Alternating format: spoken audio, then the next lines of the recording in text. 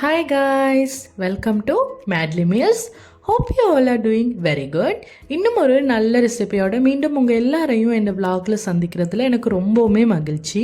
இன்றைக்கி பார்த்தீங்கன்னா ஒரு சூப்பரான டேட்ஸ் பார் ரெசிபி தான் நான் கொண்டு வந்திருக்கேன். இந்த ரெசிபியை பார்க்குறதுக்கு முன்னாடி நம்ம சேனலுக்கு நீங்கள் புதுசாக இருந்தால் மறக்காமல் சப்ஸ்கிரைப் பண்ணி பெல் பட்டனையும் கிளிக் பண்ணிவிடுங்க.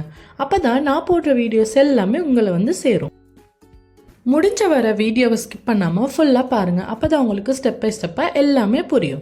ஸோ வாங்க இன்க்ரீடியனுக்குள்ளே போகலாம். அதுக்காக முதலாவதாக பார்த்தீங்கன்னா நான் 500 கிராம் அளவு டேட்ஸ் எடுத்து வச்சுருக்கிறேன். அதே போல் 5 டேபிள் ஸ்பூன் அளவு சுகர், 1.5 டீஸ்பூன் அளவு வெண்ணிலா எசன்ஸும், ஒரு கப் தண்ணியும் தேவைப்படும். அது கூடவே நட்ஸு ஒரு 50 கிராமு, பிஞ்ச் ஆஃப் சின்னமன் தேவைப்படும்.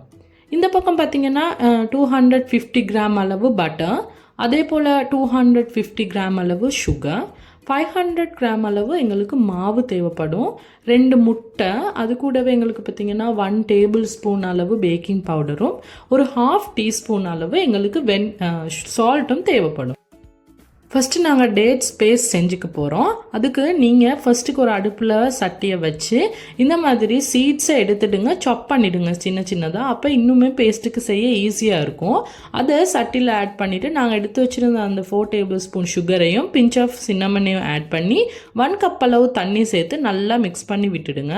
மிக்ஸ் பண்ணி ஒரு கொஞ்சமான ஒரு சின்ன பதம் இருக்கும் போது அதில் ஒரு 1 டீஸ்பூன் அளவு வெண்ணிலா எசன்ஸை சேர்த்துக்குங்க. வெண்ணிலா எசன்ஸை சேர்த்து நல்லா மிக்ஸ் பண்ணி விட்டுடுங்க. இது நல்ல பேஸ்ட் கன்சிஸ்டன்சிக்கு வரணும். அதனால் இதை ஃபயரை வந்து பார்த்திங்கன்னா மீடியம் ஃப்ளேம்லேயே வச்சு வைங்க.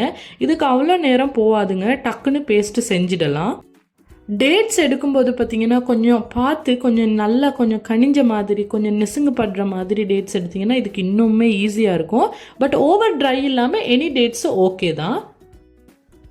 ஸோ நல்லா மிக்ஸ் பண்ணி நல்ல பேஸ்ட் மாதிரி வர சமயத்தில் நீங்கள் உங்களோட நட்ஸை ஆட் பண்ணிக்கோங்க. நான் பாதாம் ஆட் பண்ணுறேன். இதுக்கு மோஸ்ட்லி கஜு தான் ஆட் பண்ணுவாங்க. எனக்கு பாதாம் பிடிக்கும்னால நான் அதை ஆட் பண்ணுறேன். உங்களுக்கு போடாமல் கூட விடலாம். உங்களுக்கு இதுக்கு பதிலாக கஜுவும் சேர்த்துக்கலாம். நீங்கள் நட்ஸை ஆட் பண்ணதுக்கப்புறம் ஒரு 2 மினிட்ஸு நல்லா மிக்ஸ் பண்ணிவிட்டு ஸ்டவ் ஆஃப் பண்ணிவிடுங்க. ரொம்ப மிக்ஸ் பண்ண வேண்டாம். அடுத்ததாக பார்த்திங்கன்னா ஒரு பவுலில் நாங்கள் எடுத்து வச்சிருக்கிற 250 கிராம் பட்டரையும் அதே போல் 250 கிராம் சுகரையும் ஆட் பண்ணி நல்லா மிக்ஸ் பண்ணி விட போகிறோம். ஒரு தடவை ஸ்பூனால் நல்லா மிக்ஸ் பண்ணி விட்டுட்டு நல்லா பீட் பண்ணி எடுத்துக்கொள்ள போகிறோம். உங்களுக்கு வேணும்னா நீங்கள் சுகரை பிளண்ட் பண்ணி கூட ஆட் பண்ணிக்கலாம். ரொம்ப பெரிய சுகராக இருந்துச்சு அப்படின்னா நீங்கள் கொஞ்சம் பவுடர் பண்ணிவிட்டு ஆட் பண்ணினீங்கன்னா ரொம்பவுமே ஈஸியாக இருக்கும் பீட் பண்ணுறதுக்கு. பட் உங்களோட ஆப்ஷன் தான், உங்களுக்கு பிடிச்ச மாதிரி நீங்கள் இதை செஞ்சுக்கலாம். கொஞ்சம் பட்டர் பார்த்திங்கன்னா ரூம் டெம்பரேச்சரில் இருக்கிற மாதிரி பார்த்துக்குங்க. ரொம்பவுமே தொலுன்னு இல்லாமல் ரொம்பவுமே கல்லாக இல்லாமல் ஒரு கணக்கான பதத்தில் இருந்தால் நல்ல சாஃப்டாக சூப்பராக டேட்ஸ் பார் வரும். Any occasions, any party, any time இதை உங்களுக்கு ட்ரை பண்ணலாம். சூப்பராக வரும். நல்ல சுகரும் பட்டரும் நல்லா பீட் பண்ணி எடுத்ததுக்கு அப்புறம் தான் நீங்கள் மாவு போடணும். அது வரைக்கும் நீங்கள் மாவு போடக்கூடாது. நல்லா பீட் பண்ணி எடுத்துக்கோங்க. நல்லா பீட் பண்ணதுக்கப்புறம் ஒரு முட்டையை உடைச்சி அதில் ஆட் பண்ணி அதையும் சேர்த்து நல்லா பீட் பண்ணிக்கணும். ஒரு முட்டை தான் நீங்கள் போடணும். நான் உங்களுக்கு இன்க்ரீடியன்ட் சொல்லும் போது 2 முட்டைன்னு சொல்லியிருப்பேன். பட் இன்னொரு முட்டை எங்களுக்கு வேறு பர்பஸ்க்கு தேவைப்படும். ஒரு முட்டை தான் நீங்கள் ஆட் பண்ணணும். இதுக்கு பார்த்தீங்கன்னா 1/2 டீஸ்பூன் அளவு வெண்ணிலா சேர்த்துக்குங்க. நான் கொஞ்சம் எக்ஸ்ட்ரா சேர்த்துக்கிட்டேன். என்ன பாட்டிலில் கொஞ்சம் பேலன்ஸ் இருந்ததுனால நான் அதையுமே சேர்த்துக்கிட்டேன். பட் 1/2 போதுமானதாக இருக்கும். உங்களுக்கு இன்னும் கொஞ்சம் ஸ்மெல்லு வேணும், உங்களுக்கு இன்னும் கொஞ்சம் போடணும் அப்படின்னு தோணுச்சுன்னா கொஞ்சமாக சேர்த்துக்குங்க. பட் 1/2 டீஸ்பூன் தான் ரேஷியோ. இதை நல்லா பிளெண்ட் பண்ணி எடுத்ததுக்கப்புறம் இந்த மாதிரி பேஸ்ட் மாதிரி வந்துடும். இந்த மாதிரி பேஸ்ட் மாதிரி வந்ததுக்கு அப்புறமா என்ன பண்ணீங்கன்னா உங்களோட மாவை நீங்கள் ஆட் பண்ணிக்கலாம். மாவை நீங்கள் 2ஆக டிவைட் பண்ணிக்கோங்க. ஃபஸ்ட்டு பெட்ச் மாவை ஆட் பண்ணிவிட்டு அது கூடவே உங்களோட பேக்கிங் பவுடரையும் உங்களோட சால்ட்டையும் ஆட் பண்ணி ஸ்பூனால் ஒரு தடவை மிக்ஸ் பண்ணிக்கோங்க. அப்படி மிக்ஸ் பண்ணதுக்கு அப்புறமா உங்களோட பேலன்ஸ் மாவை ஆட் பண்ணி ஃபுல்லாக மாவை நல்லா ஸ்பூனால் மிக்ஸ் பண்ணி விட்டதுக்கு அப்புறமா உங்களோட பீட்டரை வச்சு நல்லா பீட் பண்ணிக்கோங்க. ஸோ உங்களுக்கு வீடியோவில் பார்த்தாலே தெரியும். நான் ஃபஸ்ட்டு மாவை போட்டுட்டு பேக்கிங் பவுடர் சால்ட்டை போட்டுட்டு மற்ற மாவையும் போட்டு மிக்ஸ் பண்ணிட்டு தான் பீட் பண்ணுவேன். நீங்களும் அதே மாதிரியே பீட் பண்ணி எடுத்துக்கோங்க. நல்ல சாஃப்டாக நல்ல பேக் ஆகி நல்ல சூப்பராக வரும். பார்க்க மேலே க்ரன்ச்சி மாதிரி இருக்கும், சூப்பராக இருக்கும். நீங்கள் கொஞ்சம் பீட் பண்ணி எல்லா மாவுமே கம்பைன் ஆகி வரும் வரைக்கும் பீட் பண்ணினா போதும். இது ரொம்ப நேரம் பீட் பண்ண வேண்டிய அவசியம் இல்லை. ஏன்னா நாங்கள் கையால் தான் இதை நீட் பண்ணி எடுக்க போகிறோம். இதுக்கு தண்ணி இது ஒன்றும் சேர்க்க மாட்டேன் இல்லையா, அதனால் மாவு எல்லாம் செட் ஆகி வரணும். அதனால் அப்பப்போ ஸ்பூன் வச்சு நல்லா மிக்ஸ் பண்ணி விட்டுடுங்க. அப்போ தான் அது எல்லாமே ஒன்று சேர்ந்து நல்லா பிணையிறதுக்கு ஈஸியாக இருக்கும். இப்போ உங்களோட கையை யூஸ் பண்ணி மாவை நல்லா நீட் பண்ணி எடுத்துக்குங்க. ஒரு சப்பாத்தி மாவு லெவலில் வந்துச்சுன்னா போதும். ஆகவே நீங்கள் நீட் பண்ண தேவையில்ல. ஒரு சப்பாத்தி மாவு பதத்தில் இந்த வீடியோவில் காட்டுற மாதிரி இருந்தாலே போதும். நீங்கள் நல்லா நீட் பண்ணி எடுத்ததுக்கப்புறம் மாவை ரெண்டாக டிவைட் பண்ணி ஒரு கிளிங்கில் ரெப் பண்ணி ஒரு 30 மினிட்ஸ் மாதிரி ஃப்ரிட்ஜில் போட்டு எடுத்துடுங்க. சூப்பராக வரும். ஸோ இது தான் நான் எடுத்திருக்கிறேன் பேக் பண்ணுறதுக்கு. உங்கள்கிட்ட இது இருந்தால் இதை எடுக்கலாம், வேறு மாதிரி இருந்தால் வேறு மாதிரி நீங்கள் யூஸ் பண்ணிக்கலாம். ஃபஸ்ட்டு ஒரு செட் ஆஃப் பெட்சை நல்லா ரோல் பண்ணிவிட்டு இந்த மாதிரி நீட் பண்ணிக்கோங்க. பண்ணிவிட்டு இதை அழகாக நீங்கள் பேனில் ஒன்றுமே அப்ளை பண்ண வேண்டாம். ஆயிலோ பட்டரோ ஒன்றுமே அப்ளை பண்ண தேவையில்லை. இந்த மாவு ஆட்டோமேட்டிக்காக கலந்து வந்துடும். ஸோ இதை நீங்கள் அழகாக பேனில் ப்ளேஸ் பண்ணிக்க போகிறீங்க. இது வெடிச்சு க்ரெக்காகவே ப்ராப்ளம் ஆகிடுச்சுன்னா ப்ராப்ளமே இல்லை. நீங்கள் அழகாக கையால் நீட் பண்ணிக்கோங்க.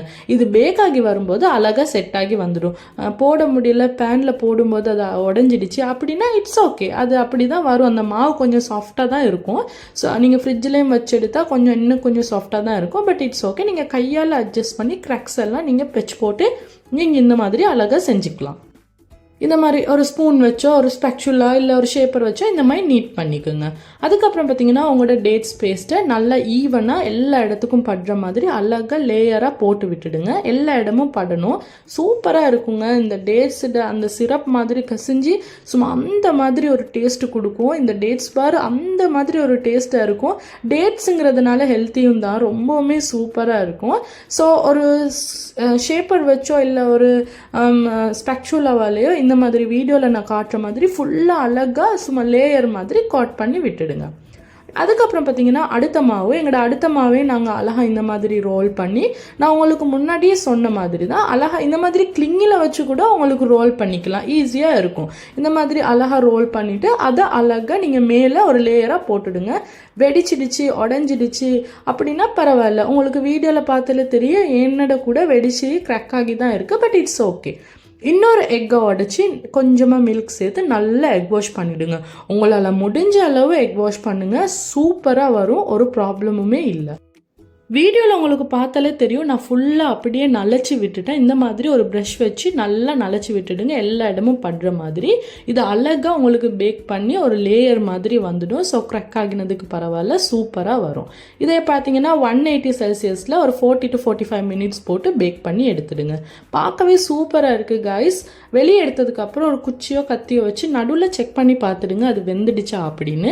ஆல்மோஸ்ட் இது வெந்து தான் வரும், நான் சொன்ன மாதிரி நீங்கள் செஞ்சீங்க அப்படின்னா. ஸோ இது என்னடையும் அழகாக ரெடியாகி வந்துடுச்சு. இப்போ நான் பீஸ் போட்டு காட்டுறேன் பாருங்கள். வாசம் அட்டி தூளுங்க, சூப்பராக வந்துருக்குது. நீங்கள் டெஃபினட்டாக வீட்டில் இதை ட்ரை பண்ணி பாருங்கள். நீங்கள் இதை ட்ரை பண்ணி பார்க்காத ஒரு ஆளாக இருந்தால் இது ஒரு சூப்பரான ரெசிபி. ஸோ டெஃபினட்டாக நீங்கள் ட்ரை பண்ணி பார்த்துட்டு எனக்கு கீழே கமெண்ட்டில் சொல்லுங்கள். அதே போல் மறக்காமல் சப்ஸ்கிரைப் பண்ணி பெல் பட்டனையும் கிளிக் பண்ணிவிடுங்க for more recipes and videos. இந்த வீடியோவை மறக்காமல் இந்த தடவை ட்ரை பண்ணி பார்த்துட்டு எனக்கு கமெண்ட்டில் சொல்லுங்கள். இதே போல் இன்னும் ஒரு நல்ல வீடியோவுடன் சந்திக்கும் வரை until then take care. Bye bye.